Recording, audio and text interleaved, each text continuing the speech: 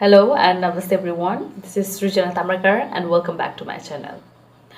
पहिलाको भिडियोहरुमा चाहिँ मेरो थुप्रै भिडियोजहरुमा चाहिँ हजुरहरुले इन्टरभ्यु लिएको र विभिन्न पर्सनालिटीहरुसँग चाहिँ इन्टरभ्युमा कुरा गरेको थुप्रै भिडियोजहरु सायद तपाईहरुले हेरिराख्नु भएको होला। आज म तपाईहरुलाई त्यो इन्टरभ्युबाट what I got I want to share with you.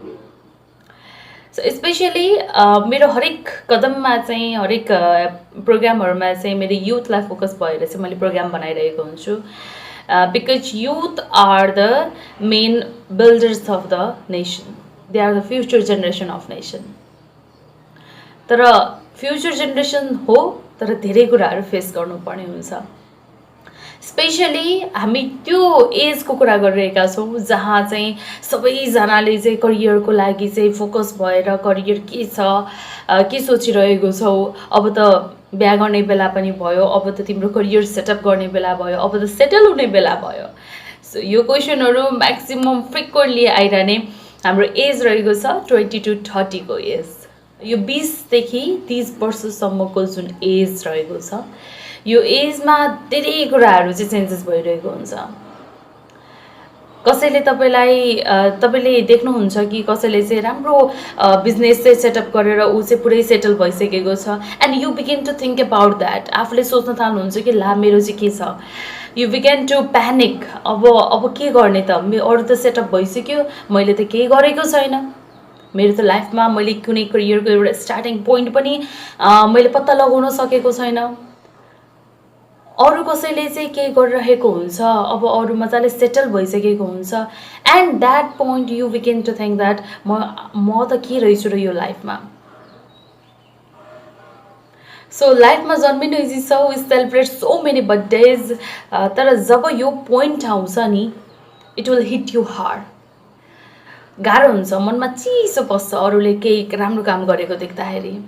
म पनि त्यो गरम हुन्छ, त्यो काममा चाहिँ आफ्नो इन्ट्रेस्ट कता छ केही थाहा हुँदैन, करियर कता छ कतातिर चाहिँ आफुलाई सुट गरिरहेको हुन्छ, we don't know anything about that. So this is the life of youth. युवा भन्छौं, युवा वर्ग भन्छौं, युवा युवतीहरू हुन्छन्, तर life is hard when we are युवा युवती। यस। सो धेरै कलेज काउन्सिलिङ सेसनहरुमा चाहिँ मैले जाँदाखेरि युथहरुसँग थुप्रै इन्टरेक्सन गर्दाखेरि चाहिँ उनीहरुसँग मैले एउटा कुरा चाहिँ सिके that they have maximum energy in their body. धेरै एनर्जी छ तर कतातिर इन्भेस्ट गर्ने, कतातिर लगेर चाहिँ त्यो एनर्जीलाई पोक्ने त्यो कुरा नै थाहा छैन। सो यो छ लाइफ युथको। But because of those sort of online session, those sort of counseling session in different colleges, I think now it's time to share with you all people what should be done to do best in the career. Yes, this is Srijana Tamarkar.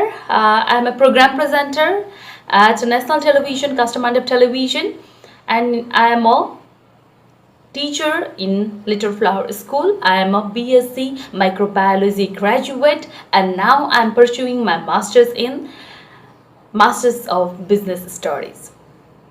Yes, you heard it right. I have done my graduation in BSc. Now I am pursuing my Masters in Business Studies. That is the management field. So it's totally different कुरा छ। I'm gonna share my experience too. यो 20 to 30 को एजमा धेरै कुराहरुको चाहिँ obstacle आइरहेको हुन्छ and specially युथहरुसँग जुन इन्टरेक्सन गर्दाखेरिको जुन क्वेशनहरु छ, very frequently asked questions. One is how to choose a career. अब जब आफूलाई थाहा नै छैन म कुन चाहिँ फिल्डमा इन्ट्रेस्टेड छु भन्ने कुरै थाहा छैन भने करियर कसरी चुज गर्न सकिन्छ अनि सक्सेस हुने त धेरै टाढाको कुरा।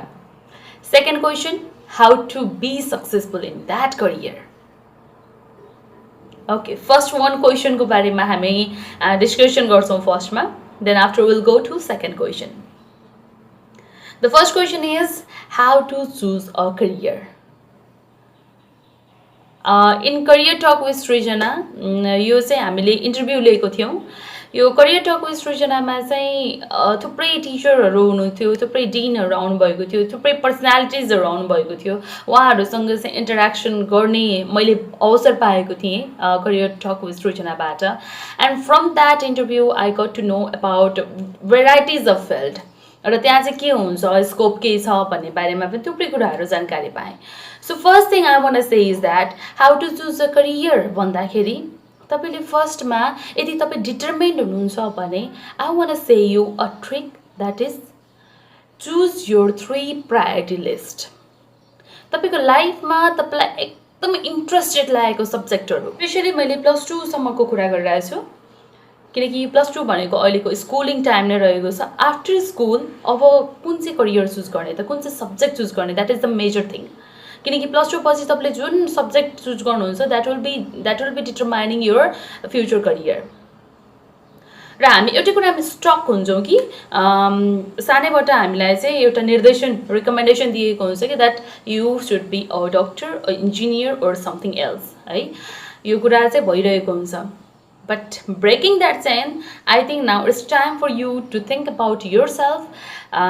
र त्यसको लागि चाहिँ तपाईँले 3टा करियर चाहिँ चुज गर्नुहोस्, 3टा सब्जेक्ट चुज गर्नुहोस्, विच चुज यु बेस्ट। त्यो 3टा करियर के छ त, तपाईँको इन्ट्रेस्ट रिलेटेड एउटा चुज गर्नुहोस्, तपाईँलाई एकदमै मनपर्ने सब्जेक्ट तपाईँले त्यसमा चाहिँ म के गर्न सक्छु भन्ने खालको करियर चुज गर्नुहोस्। र अर्को चाहिँ मलाई मन त पर्छ तर राम्रो हो कि होइन, कन्फ्युजन हुन्छ नि, त्यो कन्फ्युजन भएको सब्जेक्टलाई पनि तपाईँको लिस्टमा राख्नुहोस्। And the second step is try to research about it. यो 3टै प्रायोरिटी लिस्टलाई चाहिँ एकदमै 1 by 1 फर्स्ट 1 प्रायोरिटीलाई चुज गर्नुहोस् र त्यसको चाहिँ पुरै रिसर्च गर्नुहोस्, त्यसको बारेमा के छ स्कोपहरू, नेपालमा तपाईँले के जब्स एन्ड अपर्च्युनिटी पाउनुहुन्छ, के स्यालेरी पाउनुहुन्छ, ताकि तपाईँलाई पछि यो रिग्रेट नहोस् कि that I have to choose that 1 career so that I would have been getting enough salary that I have expected. मैले एक्सपेक्ट गरेको जतिको स्यालेरी नै मैले पाउँदिनँ भने त्यो करियर चुज गरेर के काम भन्ने खालको त्यो सोच राखेर अगाडि बढ्नुहोस्। Because after +2 we have enough time, but that time is very critical. Second priority हुन्छ त्यो पनि, त्यसको पनि रिसर्च गर्नुहोस् र if possible try to communicate with the experienced one. Research चाहिँ 3टैको गरेर बस्नुहोस् र फर्स्टमा चाहिँ तपाईँले फर्स्ट प्रायोरिटीलाई ट्राई गर्नुहोस्, इम्प्लिमेन्ट गर्ने कोसिस गर्नुहोस्। If you fail nothing will happen, you have the second option. जब मनमा त्यो आफूलाई विश्वास हुन्छ कि मसँग एउटा अप्सन नभए अर्को अप्सन छ भन्ने विश्वास हुन्छ, तब तपाईँले केही न केही कुरा चाहिँ डिटर्मिन भएर चाहिँ लाग्नुहुन्छ। र फर्स्ट अप्सन तपाईँसँग भएन, फेल हुनुभयो, डोन्ट वरी, के छ र त्यो फर्स्ट अप्सनबाट तपाईँले सिक्नुभएको के कुराहरू छ त्यो चाहिँ सेकेन्ड अप्सनमा गएर चाहिँ इम्प्लिमेन्ट गर्नुहोस्। तपाईँसँग भएका कमी कमजोरीहरू, तपाईँले के कुरा चाहिँ छुटाउनु भयो त्यो फर्स्ट अप्सनलाई सक्सेस हुनलाई, के कुरा छुटाउनु भयो त्यो कुरा चाहिँ सेकेन्ड अप्सनमा गएर लानुहोस्, इम्प्लिमेन्ट गर्नुहोस्। र त्यो सेकेन्ड अप्सनमा तपाईँले maybe 0.5% or more than that you will get success. तर यसमा चाहिँ एउटा कुरा चाहिँ तपाईँलाई चाहिन्छ, that is the hard work and the determination. तपाईँको हार्ड वर्क र डिटर्मिन, म गर्न सक्छु, मैले चाहिँ लाइफमा केही गर्नेछु र लाइफको लागि मैले केही गरेर देखाउने छु, मेरो आफ्नो लागि म केही गरेर देखाउने छु भनेर सोच्नुहुन्छ भने you gonna succeed in the second step. तर त्यो पनि होइन, तपाईँलाई चाहिँ त्यो लागेन कि मेरो इन्ट्रेस्टको छैन भने then you have the third option. Third option छ, थर्ड अप्सनलाई राम्रोसँग चुज गर्नुहोस्, क्ल्यारिफाई गर्नुहोस्। तपाईँले फर्स्ट एन्ड सेकेन्डमा चुज गर्नुभएको जुन अप्सन थियो, प्रायोरिटिज थियो, त्यसमा आएको कमी कमजोरीहरू, त्यसबाट तपाईँले पाउनुभएको एक्सपिरियन्सलाई चाहिँ एप्लाई गर्नुहोस् and then you will be able to take a perfect decision. Yes, त्यो बेलामा तपाईँले एउटा डिसिजन लिन सक्ने क्यापेबल हुनुहुन्छ and then you will be choosing your career. So एउटा कुरा चाहिँ एकदमै लागेको छ मनमा, द्याट युवा भनेर सबैजनाले चाहिँ एकदम प्रेरणा दिनुहुन्छ, साइडमा पछाडिबाट एकदमै ब्याकबाट चाहिँ बाइटिङ पनि गर्नुहुन्छ। पछाडिबाट यसले धेरै कुराहरू अप्सन हेरिरहेको छ, यो कन्फ्युज छ भनेर जुन कुरा आउँछ त्यसलाई चाहिँ जसले जे भने पनि जस्ट इग्नोर इट। आफ्नो लाइफ हो, आफूले डेभलप गर्ने हो, कसैले केही भन्छन् यो यताउति जे भने पनि त्यो कुरालाई चाहिँ टाढा राखेर आफ्नो करियरको तर्फ र आफ्नो लाइफको तर्फ अगाडि बढ्नुहोस्. The one secret is you have to listen to yourself. Got it? So आफ्नो आफैले सुन्नियो, अरू कसैले सुन्छन् भनेर आशा पनि छैन. आशा पनि नगर्नुहोस् र आफ्नो करियरमा फोकस भएर अगाडि बढ्नुहोस्. So this was the first video about the career counselling. धेरै कुराहरू छ अझै पनि भन्नको लागि, and will be continuously talking about the various career in different fields of Nepal. र इन्टरभ्यूमा जुन बेस्ट भएको कुराहरू छ त्यो कुराहरूलाई मैले हरेक टाइममा हरेक भिडियोजमा चाहिँ म सेयर गर्दै जानेछु. एन्ड करियर ओरिएन्टेसन सेसन जुन कलेजमा गएर मैले गरेको थियो, त्यो कलेजमा पनि विभिन्न खालको प्रश्नहरू उठेको थियो. त्यो प्रश्नको जवाब दिने कोसिस गर्नेछु.